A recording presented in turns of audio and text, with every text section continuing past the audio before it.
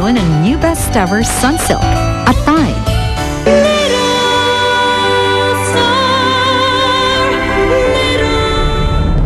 Mag-wear off na po yung anesthesia niya.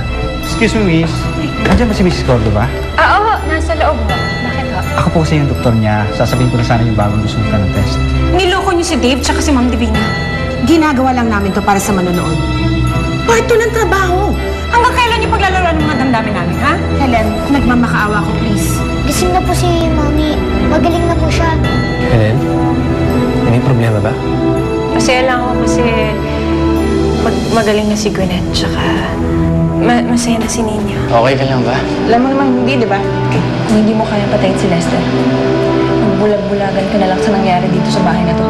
Huwag kang magpasalamat sa akin dahil hindi ko binuko yung pagsisinungaling niyo. Kung nagsumbong ka, ilalayo lang nila si Nino sa'yo. Good decision, Helen. Alam mo ba nawawala siya ngayon? Mas mabuti pa, Yaya. Umuwi ka na lang. Iwan mo na ako dito, no?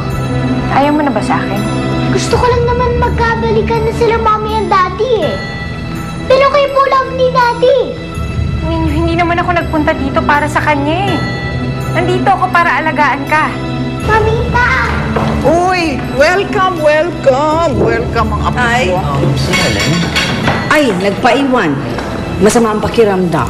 Narinig ko nga po, may kausap siya sa telepono. Tungkol kay Tita Paula. Talaga? Wala naman kami nakita eh. Si Lester na naman. Hindi ba talaga titigil yung hype na yun? Anong gagawin ko? Paano ko may liligtas yung kapatid ko?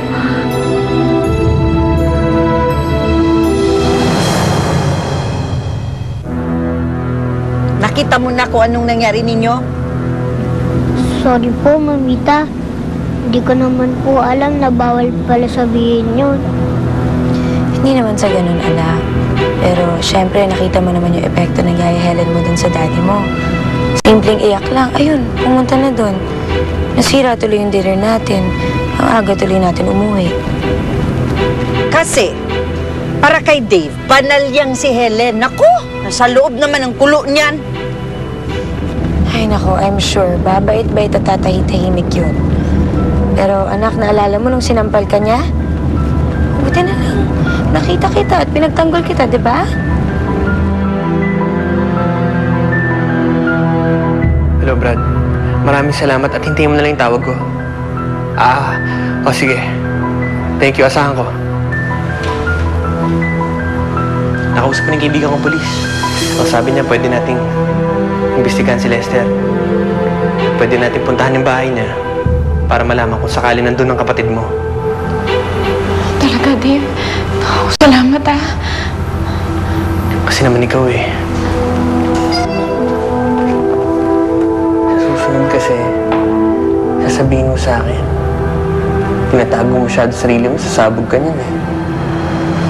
Kailangan mo ng katong sa mga problema mo, Helen. At ako yun.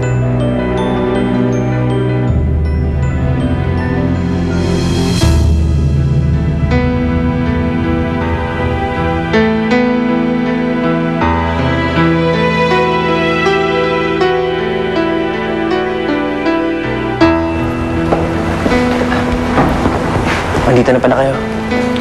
Tati, mahal mo pa si Yaya Helen?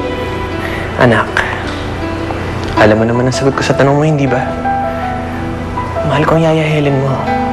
Mahal mo siya? Kahit sinasaktan ako? Ninyo, huwag kang ganyan. Huwag kang magsinungaling, mag-sorry ka sa Yaya Helen mo. Pero totoo naman po eh. Sinampal niya ako. Tanong niyo pa po kay Mami. Ninyo. Hindi lang po yun. Kinurot niya pa ako. Tsaka pinalo niya pa ako ng tsinelas. Ninyo. Hindi niya ako inaalagaan. Lagi na akong pinapagalitan. Hindi niya ako mahal. Masama siyang yaya. Ayoko sa kanya. Sana wala na lang siya dito.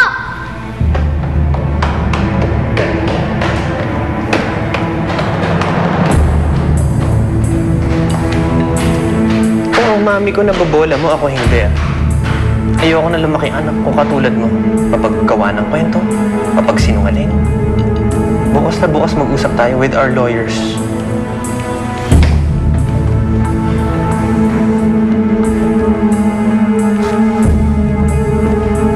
Mati, Hindi. Pero okay na rin yung naalis na si Helen. We do not need her in our show. Akong bahala bukas. Hoy, huwag ka nang sumunod doon. Baka magkaroon pa ng sampalan. Huwag mong pigilan.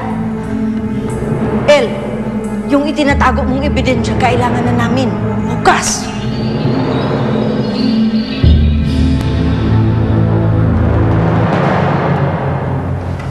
Ninyo?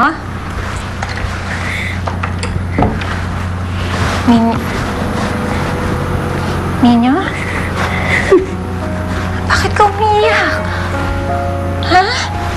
Uy, tahan na. Ano nangyari sa'yo? Tahan na yan. Tama na. Bakit? Ninyo, nasampal kita. Alam ko yun.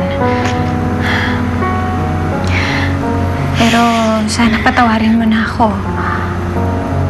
Hindi na mauulit yun. Sorry po. Sorry po. Hindi mo kailangan mag-sorry sa akin. Nagsinungaling po ako. Hindi po totoo lahat ng sinabi ko. Ba't po ako, Nay?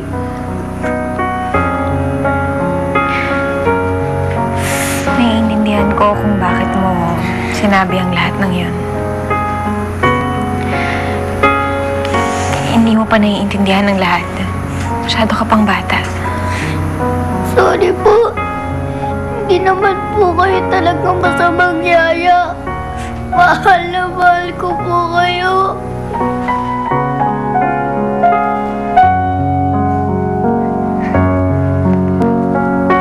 Mahal na mahal din kita, Ninyo. Mahal na mahal. Kahit anong mangyari, simula ngayon kahit ano pang sabihin ko, kahit ano pang gawin ko, huwag mong kakalimutan na mahal